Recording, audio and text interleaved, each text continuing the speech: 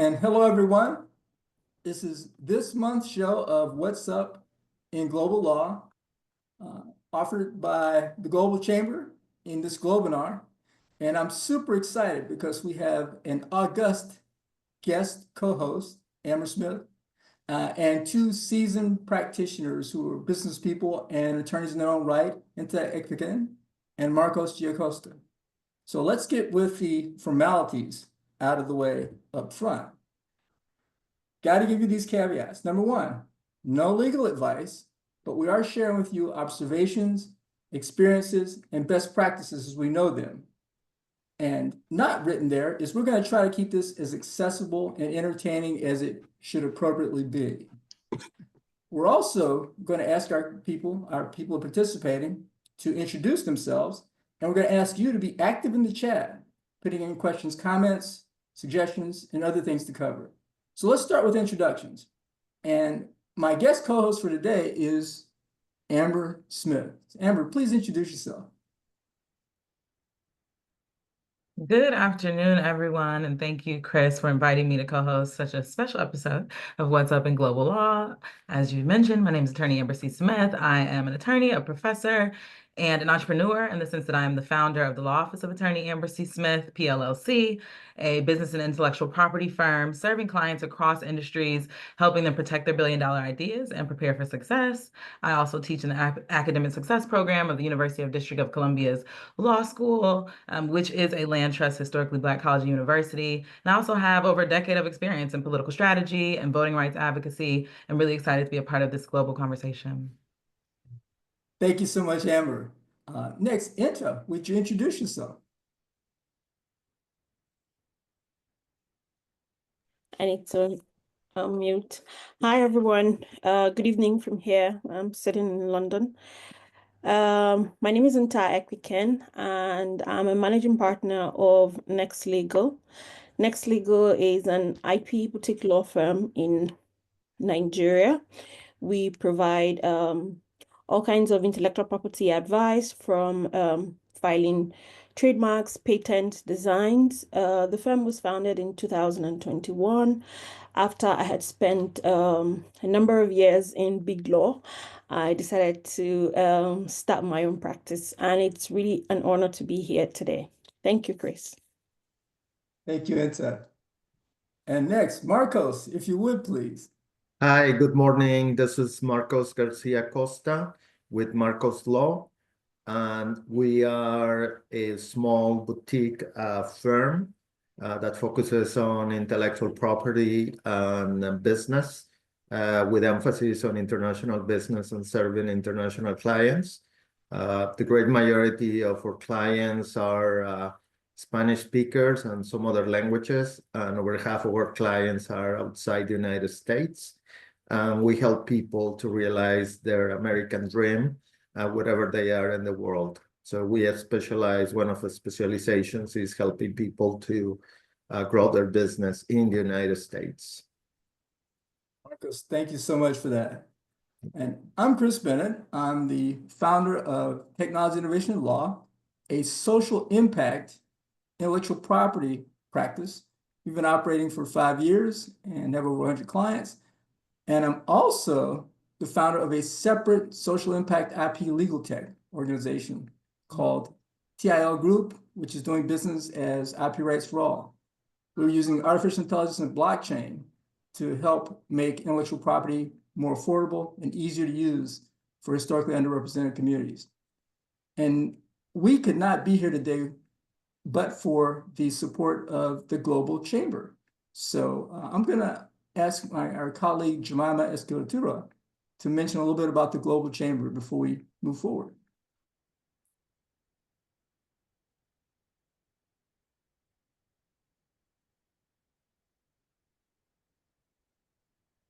And I think we have a pause there. So my belief would be Jemima probably thinks that I'm going to do something to mention. So I will. The Global Chamber has over 500 chapters in cities around the world. And Doug Brunke is the founder out in Arizona. And their mission is to enhance global trade. They've created what's called a global tribe, which I'm an advisory committee member for the Baltimore, Washington area. And the idea is to be supportive of people and organizations who want to make the world a better place through ethical, lawful, and productive and profitable global trade. So I'm excited that we actually have a monthly show with them. And now we're going to get you into that monthly show. This is our second show, but this is one of the hottest moments of that show, a hot topic. And we get to choose that. And I've talked with the team, and two themes seem to come up. One is what's going on in the United States and what is it doing to the business environment as far as a policy matter, this new executive. A subtext of that is what's going on in healthcare and all these people getting sick, because we have clients we talk to that are unwell. Unfortunately, I think the policy thing is the biggest hot topic. Team, what do you think? So I'll go first because a lot of my evangelization is about how great the United States is, about how open it is for just for foreign businesses in general. I believe that will continue to be. I'm not rooting or I'm not a cheerleader for anybody politically, but I think we will get through. There's going to be challenges. There's storms coming. Winter is coming, like they say. So my recommendation would be think on the long term, both if you are already established in the United States or if you are looking to grow into the United States, because there's going to be a lot of businesses and a lot of companies that are not going to make it. And if you do have a solid long-term plan, you need to make sure that you are disciplined enough and you have a solid plan to survive and make it through. There's a saying somewhere out there that bad companies die in a recession, good companies survive, great companies thrive. So you gotta take this opportunity and be ready for that always. Thank you for that, Marcos. And I caught that Game of Thrones reference in the beginning of Winter is Coming. Amber, what are your thoughts? No, I absolutely agree with Marcos's reflections to the extent that we're watching America be at the forefront of what is ultimately and provides a bit of a preview of what we've already determined that we're going to discuss today in terms of some of the major priorities in the current climate. But it ultimately aligns with the idea of democratic backsliding, right? And this, what seems to be the federal government's departure from protecting civil and human rights in a way that facilitates innovation and growth within the business sector. And so for marginalized founders, which are the bulk of the clients that I work with who do participate in global partnerships and are building global brands, it is a call to action, one to stand up for their desire to still maintain access to the resources that they've relied on, but also to lean on global partners. And historically, America has done the right thing on behalf of certain communities when there is international pressure to do it. And so in this global, I think, trend toward democratic backsliding, we're not seeing that pressure. In fact, we're seeing pressure to do the opposite. And so, it's a very precarious time, specifically for marginalized founders. And so really excited to think about ways that we can, for those of us on this call, right? This is a very diverse panel itself. And so how do we come together and one, also give clear guidance as we're seeing policy landscapes that are governing specific industries change? It feels like at this point, we're just stress testing the systems that have undergirded a lot of what we rely on, whether that's within the public or private sector. And so just being abreast of what's happening and trying to provide as up-to-date information to clients is going to be really important. And that doesn't, that includes intellectual property and some of what would otherwise seem somewhat politically agnostic, right, industries. And so definitely want to try and consider this as a forum for us to find ways to provide that accurate guidance, but to recognize that we're going to have to continue to lean on each other as a community. Thank you, Amber. Inta. Oh, hi everyone again. And just away from the United States to Africa, and of course the most popular country in the continent, which is Nigeria. As we all know, Nigeria went through, we had a new president. It was really chaotic at the time. In fact, during the time, most of us were, holding on to our passports. If there was a problem, we would be at the airport because we were all, afraid because elections are really a turbulent time in Nigeria. But since then until now, I would say, especially looking from the outside in, and also based on the instructions that we receive, we thought, Nigeria was on the decline, but that's not the case, especially with the number of instructions.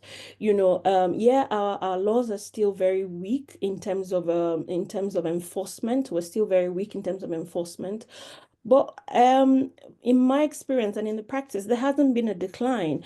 We had COVID, we came out of that strongly. Of course, now with the US aid being cut, there's a lot of international aid, what's going to happen.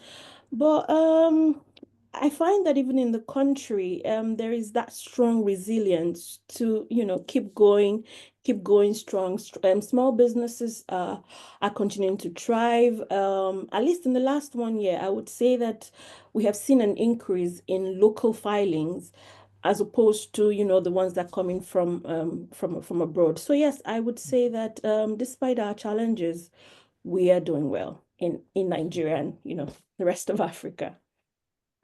Thank you so much for that. Let me encourage the audience, if you have questions or comments, please put them in the chat. And we're going to jump to the next part of our agenda, the top 10. I think you'll find this fascinating, and this is a key takeaway from our work. So let's drop right into it. What did we do? We did the same prompt for 3 of the large language models for artificial intelligence. And we said, what are the top 10 developments in the world today? And today, when we did that, was the 25th. As you can see on the screen, a little bit small font, but they're all different. They took a different approach. There's a story here of these large language models and artificial intelligence are helpful at volume, but you need to exercise wisdom in how you use them and to understand the constraints. So this top 10 segment is an opportunity for our panelists to pick out a topic and say, what do they think is important to share? And also for you as the audience to just make this observation. How is it that you can ask the same prompt for generative AI to the same major models by Claude from Anthropic, Meta's model, ChatGPT 4.0, and get such different answers? So with that said, let's open it up to our panel. They have different top 10s. What do you think are the top things that the audience should be thinking about from a business and law perspective?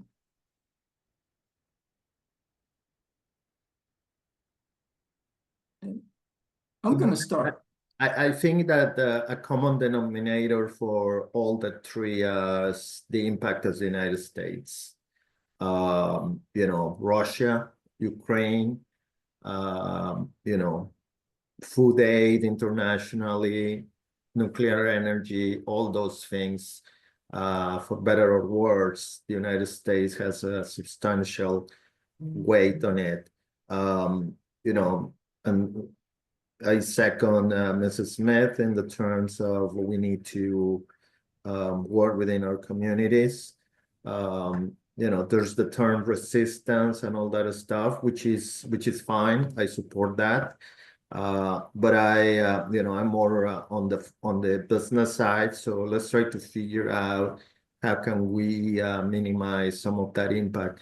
And I think we can learn from some countries like Nigeria that they had a lot of troubles, a lot of problems, but they are coming out, maybe not as fast as we would like, but trying to figure out their problems. So I think there could be some good practices both here in the United States and looking at how other countries are trying to deal with that.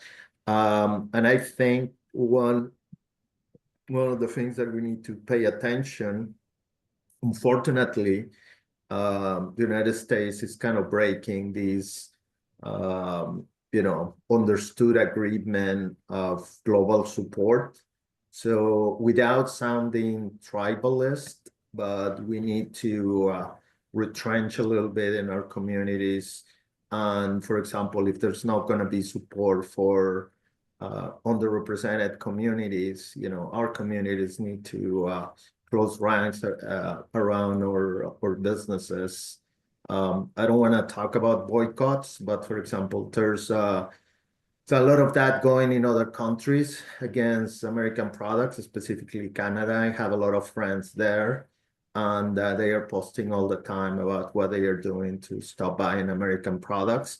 And that's beyond any action of the United States. That's just like, hey, these guys or some people in the United States are bosses, so we are just gonna try to inflict some damage. So we just need to be aware of that reality. Hopefully that won't last forever, but close ranks around our community, so we put our money where our mouths are. Our money where our mouths are, and don't let some of these minority businesses go by the sideway. And in a global way, obviously, Nigeria needs to do their own approach, and other emerging developing countries needs to take a look at that.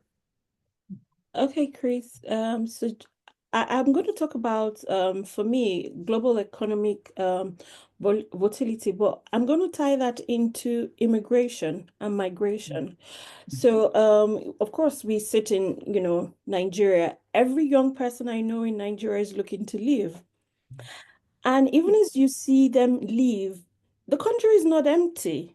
So we ask ourselves, even as they are leaving, the country still seems to be thriving. So we and you know how Nigerians are. Wherever you find Nigerians are known for being industrious. Nigerians are known for being hard workers.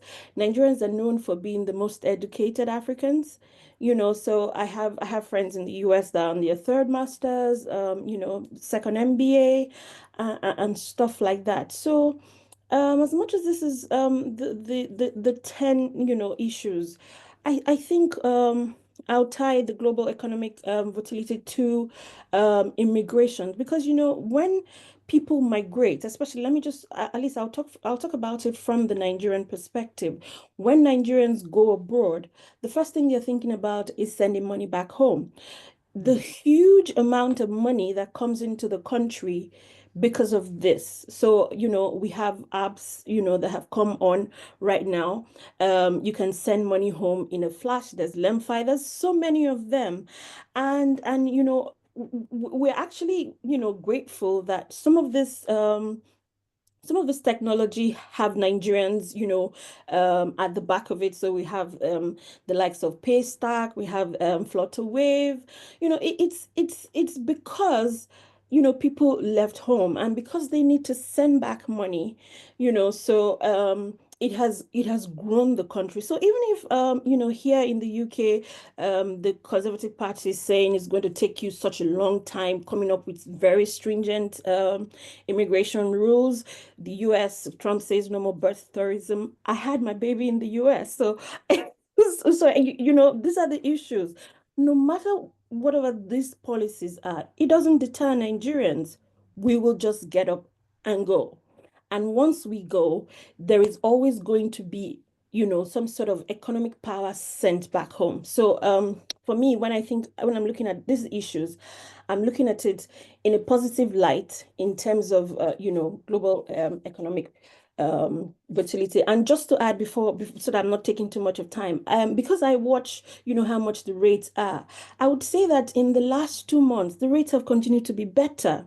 So it means that there's something we're doing back home right, in terms of this issue. So yeah, those are my thoughts on the on this issue for now. So I'll just leave it to Amber to take over from me.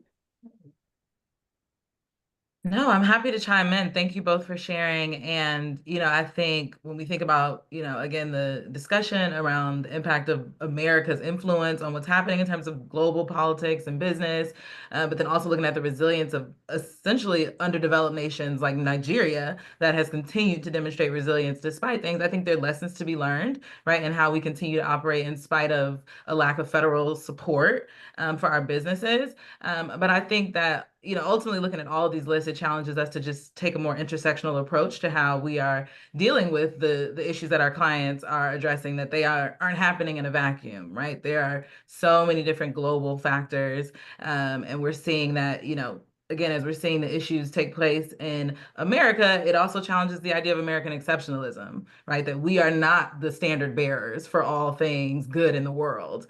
And this is something that marginalized communities have known for since the beginning of time, quite frankly. And now I think it does put us in a position to demonstrate how we continue to be the standard bearers in maintaining, decorum and ensuring that we are complying with the laws that do exist, even while we're watching so many others exist above the law. And so I think as a self-governing industry in America and abroad, lawyers, we have a particular mandate in this moment.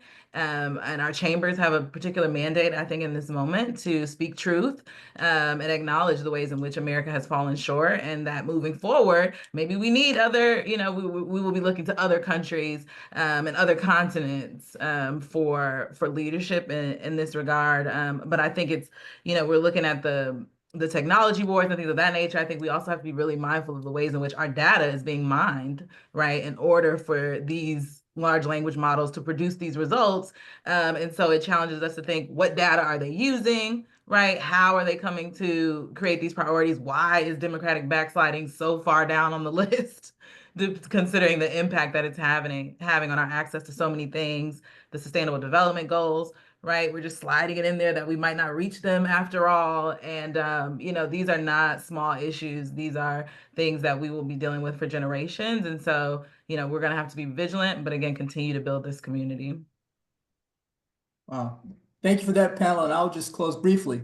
There are generally three things that we're trying to work into our clients' understanding on the law side.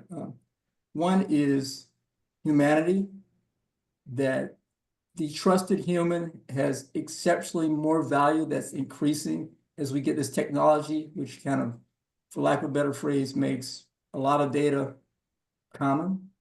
The second is connectivity, because by being able to connect with others of a like interest, you diversify your perspective, but you also enhance your ability to pursue your goals in concert with people. And that gets to the third point of the technology.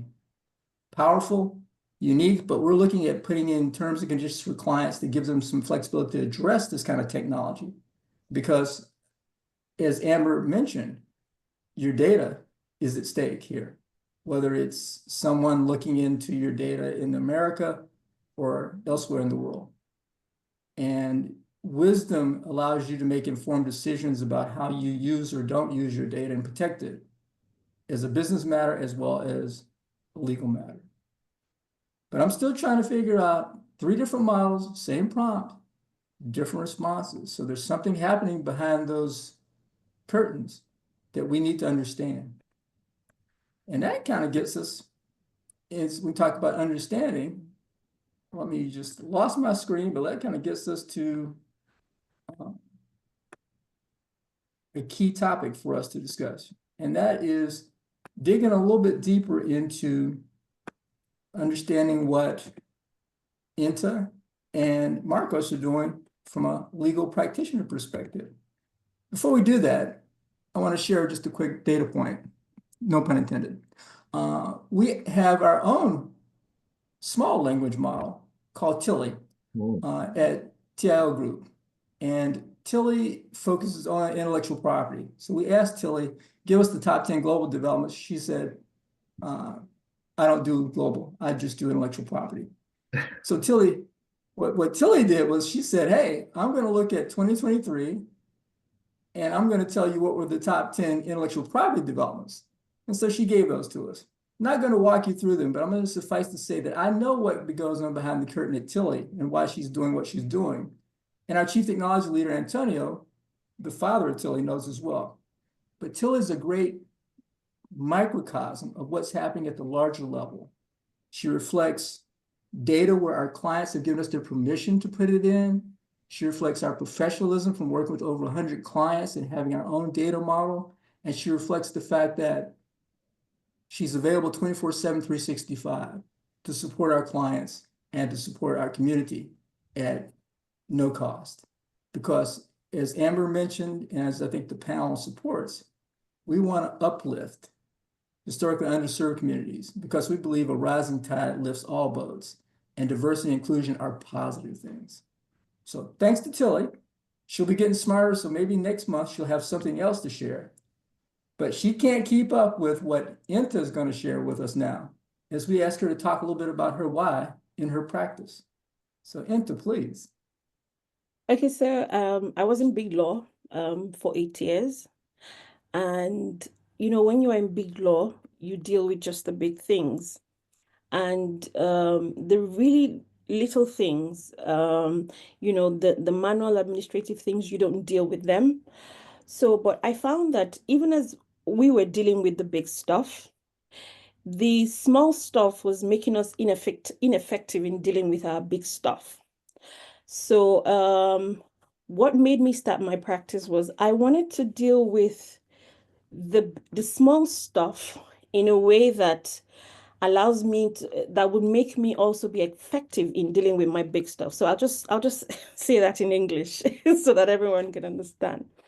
So I realized that what was important to our client, we found out that there were lots of delays, coming from the filing aspect. You have a big portfolio, nothing seems to be moving.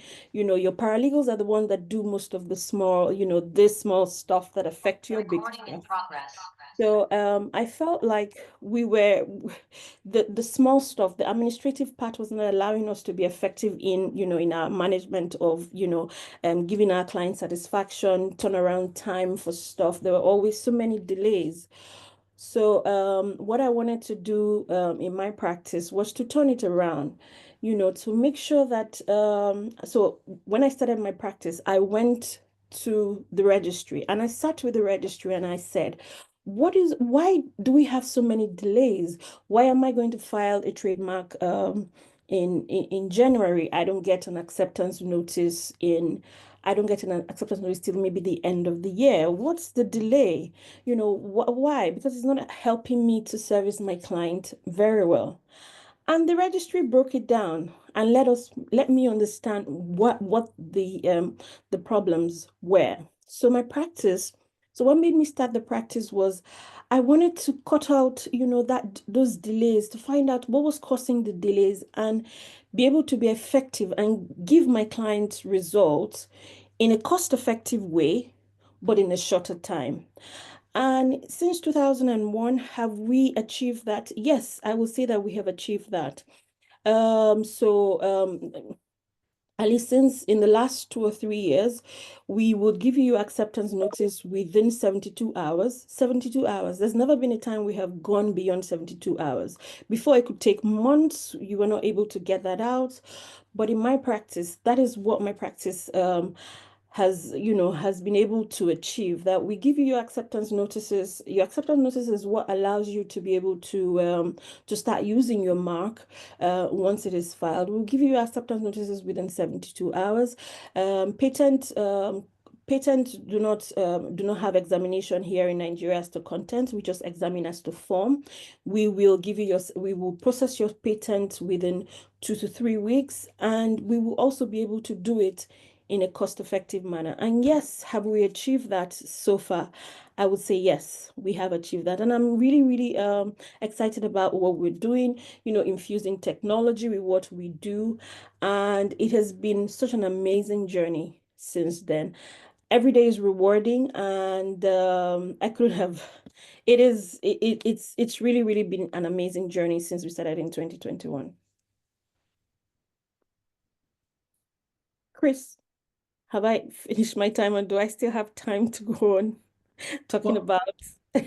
Well, let's open up for a few minutes. Does anyone on the panel or anyone in the audience have a question they want to ask Into about for practice?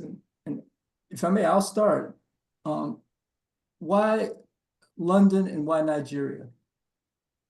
Okay, so right now I'm in England. I got married British, so I have to move because somehow I don't know why. This is not related to IP, but the woman moves for the man. So so I had to move. And so while I'm here, I've started to retrain again, which is become an IP attorney, which I'm in the process of doing. So I do not have the license to practice intellectual property here yet, but should be done in the next 2 months.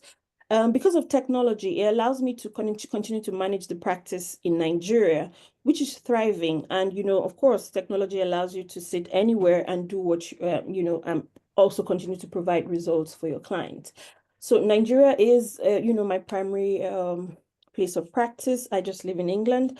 And I have talked about, if you listen to me talk, I'm sure I talk too much about Nigeria because, I'm very proud of, the country and what we have been able to achieve despite our challenges.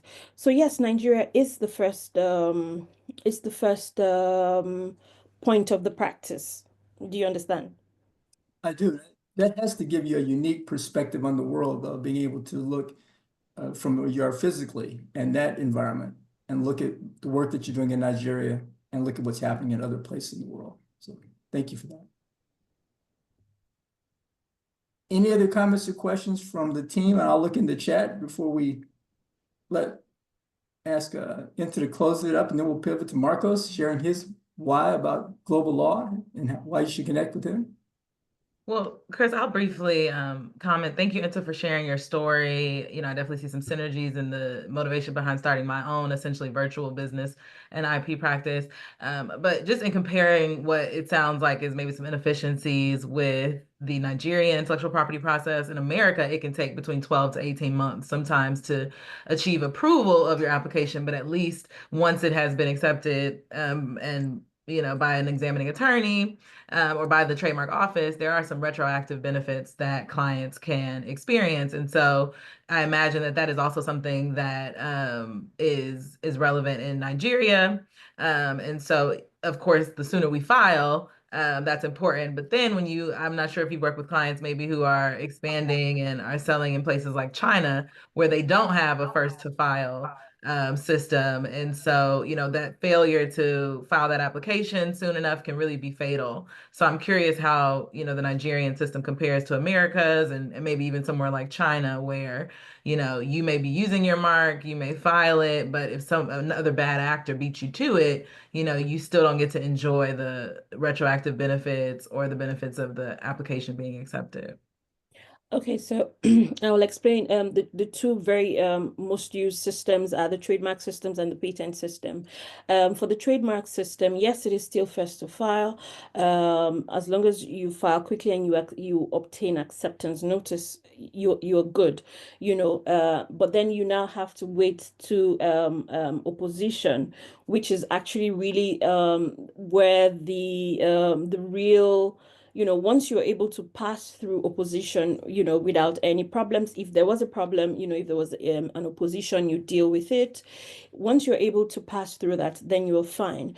The challenge we have with Nigeria is what brings that, I would say, what brings that delay, in terms of getting your marks accepted is the search system. Our systems are still, yeah, we've gone online, but we're still basically manual because they search the index card. And well, if you say it is manual, but you tell us you're finding stuff online, but you're still, when I have to come and conduct a search, I'm searching manually. So it doesn't bring an efficiency into the system, and that's what causes the delay. So once you're able, which is what, once you're able to pass through that point, the search, search for whether there's a similar mark, whether, against morality and all those sort of stuff, then your mark is accepted. Then you go for publication. The publications, so as last year we had just 2 journals. You filed, you have, over 100. Take for instance, your own portfolio is over 200, and there's just 1 journal in a year. How many of your marks are going to be published? And then after that, you have the administrative problems of, yesterday there's no paper, tomorrow there's no power, because you're dealing in Africa, lots of this bottlenecks. That's for trademarks, and that's why it is a bit cumbersome. And what our practice wants to do, and has been able to achieve, is to manage and break down this process and make it very manageable for the client. Then the patent system, our patents are not examined as to content. We don't have the capability to examine as to content, so we only examine as to form. So once you file whatever it is, you have all, you upload all the documents that need to be uploaded. You're good. Your patent will be accepted. Your patent is only as good when it is tested. So take for instance, most of the patents we have, I would say 95% percent of the patents we have that are filed abroad. WIPO service the Chinese clients, bring their patent here, and we just submit, and then we get a certification. The system is not robust enough, so we really don't. It, it's, if I may Sorry. jump in, Thank I'm you. gonna hijack the conversation because you and Amber highlighted something. The jurisdictional difference between seeking intellectual property or seeking legal relief in one country or one jurisdiction versus another. I believe that's probably something that Marcos's practice faces quite a bit. And so Marcos, we're going to pivot over to him now and let him share his why and build on the point that you just shared, Inta. So my name is Marcos Garcia Costa. I'm based in Phoenix, Arizona, and our practice focuses on business and intellectual property. And the main way we position our business or the services that we provide is around the entrepreneur. So the entrepreneur may have other needs beyond just the business, and we try to help them with all of that. But it kind of it rotates, or it is centered on the business. It starts basically with the business. And as I mentioned in the introduction, probably over half of our clients are outside the United States. The great majority of our clients are not in Arizona, and the majority, probably over 50% of our clients, are Spanish speakers. Most of them are bilingual, English, Spanish, but most of them prefer the communication in Spanish. So that is kind of the niche. We have clients all over the country and pretty much all over the continent. And what we do is, as I said, help them realize their American dream, whatever they are. For clients that are outside the United States, our focus has been, and again, that's what I mentioned, that the current political environment is not very conducive to optimism about coming and starting businesses in the United States, especially if you're coming from outside. But the main focus that we had is to evangelize and educate people about why the United States is a great place to do business, just in general, and also how the United States is a place that you need to consider for businesses growing. Granted, a lot of our international clients are from Mexico, and they do different things, from services to products. So we help them with whatever they need. Most of the time, it is around intellectual property. In other cases, mostly trademarks. We also help people when they need to do any kind of work in Mexico, but that's a little bit less of the workload that we encounter. But for the right clients, we'll help them navigate that. There's also a lot of one of the reasons we crafted our focus the way it is. There's a lot of professionals, both attorneys, law firms, other organizations, both here and in Mexico, and consultants that help you to navigate doing the business in Mexico if you want to go and do anything there. Most of that is focused for big projects, but so there's not really an emphasis on the small, medium-sized businesses that want to grow. And what we do is we offer them a platform. We help them mostly on the legal aspects, but we also offer them overall support. We do have here in Arizona a very strong, and this is where Global Chamber was born. But there are also a lot of other organizations, both from the from non-profits to government organizations that provide support and assistance to companies, both local and international, that want to come here in Arizona. I spent almost 30 years in technology. I'm an electronics engineer by training, and spent almost 20 years in semiconductor industry. So one of the emphasis that I try to provide, or one of the supports that I try to provide to my clients, is on the technology side. So some of the companies that I help, especially from outside the United States, they are in technology areas. So I understand technology, I speak the languages, and that gives us a very privileged niche and opportunity to help them to grow their business. Marcos and Inta, thank you so much for that. And Amber, thank you for the stimulating question. Now let's move things forward as we start to bring things to a close. This is the hot mic moment. And taking a look at the chat, and one question that came up was, how do you manage these practices on a virtual basis? And I heard that mentioned by Amber and Inta.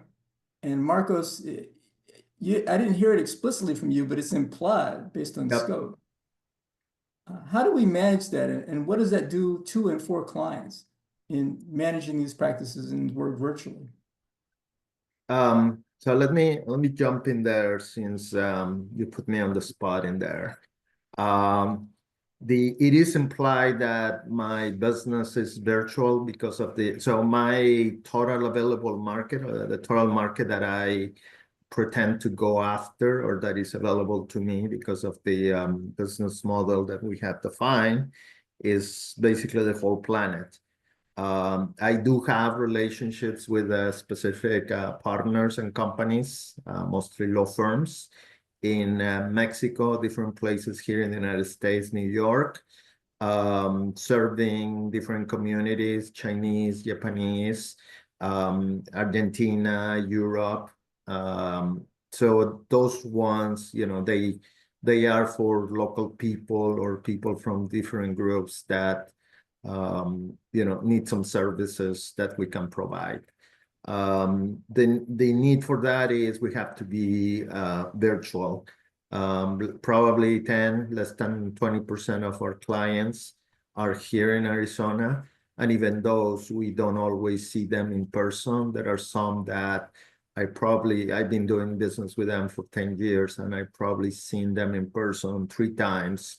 And that's just because they are sophisticated enough. And that's the other one. We try to select our clients where they are able to do, as much as possible remote. and try to reduce the friction on the communication and the transaction. We do not focus purely on the transaction. Obviously, if we were able to do that, we would be able to scale and have volume and more revenue, but that's not ultimately the goal. The goal is to provide them with the best service.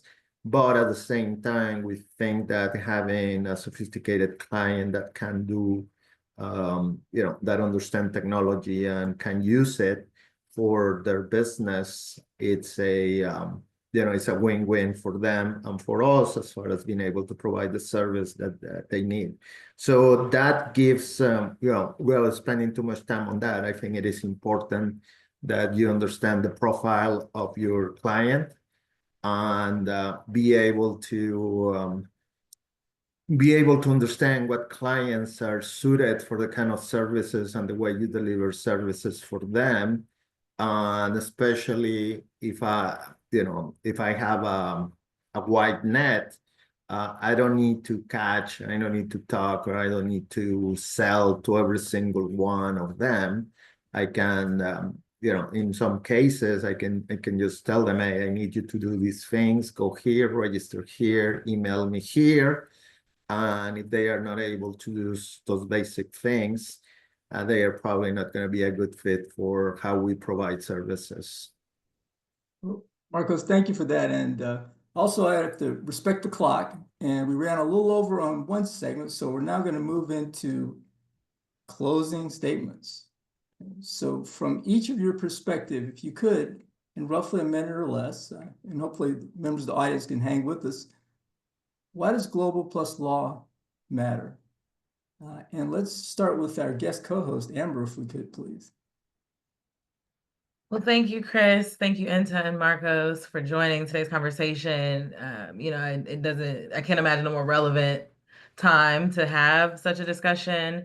But shortly, I will say, why does global plus law matter? As technology evolves, borders become less and less important, and we have to operate in a global capacity. But of course, in order to do that in a way that's compliant and ensures that we can continue to operate, we must do so legally, right? We must have the support of the legal community and attorneys like those of us on the call. And so, the combination of those things suggests all of what is involved. And so, it's extremely important. And I'm excited to see how we continue the conversation. And, in speaking about running virtual law firms, right? I think we are the embodiment of this development. Thank you for that, Amber. Enta. Honestly, I don't think I can add anything to what Amber has said. It's basically, my thoughts. Yes, I totally agree with what she said. Yes. Thank you. Thank you so much. Marcos, how about on your end? So as Amber mentioned, with technology, we are more connected. So there are a lot of more opportunities for people to grow their business beyond their local area or beyond their country. The aspect of the law, it almost comes with the territory of having a formal business, registrations, regulations, et cetera, et cetera. So I think that it is key. If you want to be global, you need to understand the legal implication. And even if you're going to be local and you want to formalize your business, no matter what country or jurisdiction you are, you need to understand what are the legal implications and how you want to stay as compliant and legal as possible. So you really don't get one without the other. And as I tell people, you need to have a plan. If you're already successful in your country or your region, if you want to grow, I offer them and I help them here in the United States. But in order to do that, there are certain rules that need to be followed, and we're here to help them. Marcos, thank you so much. I think that's a great way to close up the show for today. appreciate the audience and appreciate the expertise and the wisdom of the panelists. And I will say that our next show, we have Andrea Evans as our guest co-host, and we have Alt Legal, the software provider for attorneys in NIP, as our guest co-host. So thank you for engaging. Keep the conversation going, to borrow a phrase from Amber, and send us your feedback. Have a great week and take care. Goodbye. Bye, everyone. Everybody. Bye.